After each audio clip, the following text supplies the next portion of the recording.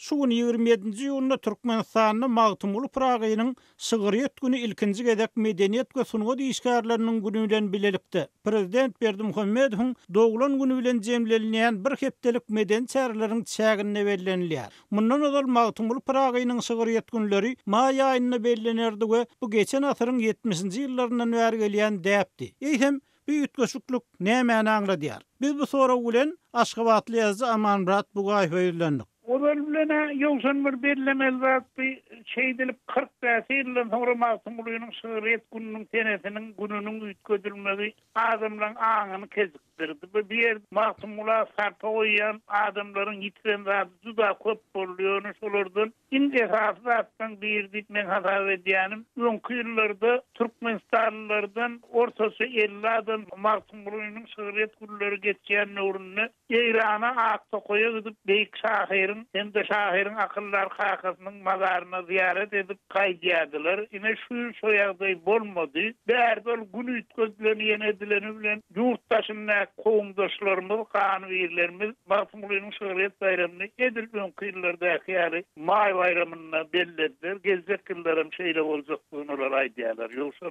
Amanmurat, Magtymguly türkmeniň milli şahyry hasaplanýar. Şoňlan birlikde Magtymguly bilen halkyň arasynda hemişe ideologiýa meselesi keserip geldi diýen pikirler aýdylýar. Eýsem bundan öň Magtymguly bilen halkyň arasynda ideologiýa nähil kynçylyklar döretdi. Garaşsızlykdan öňkü ýyllarda şu arada gysgaça maglumat berseňiz. Garaşsızlykdan öňkü ýyllarda bizim belet döwrümizde kommunistik ideologiýanyň 74 ýyllap höküm sürenine urun eşdi. Magtymguly bilen halkyň arasyna araçak terhet etmäge finansyk bary edildi. Meselem geçen asyryň 30-njy ýyllarynyň başynda esterdi siyasi repressiýa ýaýlanlanan wagtynda Magtymgulyny umman edebiýat meýdanyndan öçürmek, onuň adyny tutmaklygyň gadagarlyk derejesine mesele etmäge finansyk edildi. Ýöne soňunda kommunistler Magtymgulyny halk hakykatyndan aýyrmaklygyň mümkinligine göz ýetirdiler. Ondan bir neme gowşatdylar. Ýöne bar bir Magtymgulyny dinler bolupdyr. Magtymguly terki dünýäligi wagt edýän zatlar aýrylmady şeýler. Gülkünç ýagdaýlara barylyp getirildi şol siyasi ideologiýanyň dähwidine arap başlaryny. Magtymguly Marksizm Leninizmden bir habar diýip tanqid etdiler.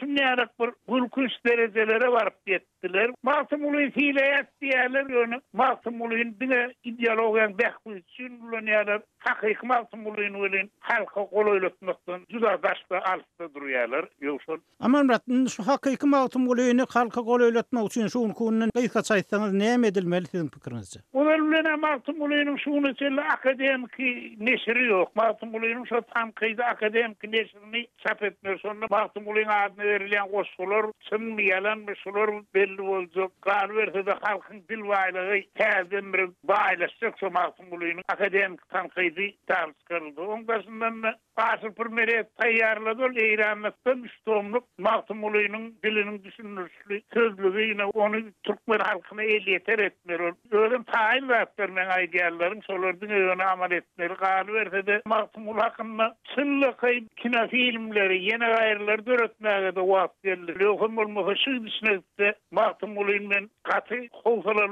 seredýän şeýle häzirki 20-25 ýaşly hem de ondan ýaş kişiler belket Magtymgulyny bilmezler, bilherem bir telli bilerler hamana Türkmeniň de şeýle şahyry bar eken diýen ýaly gurrun ediler. Bir ulu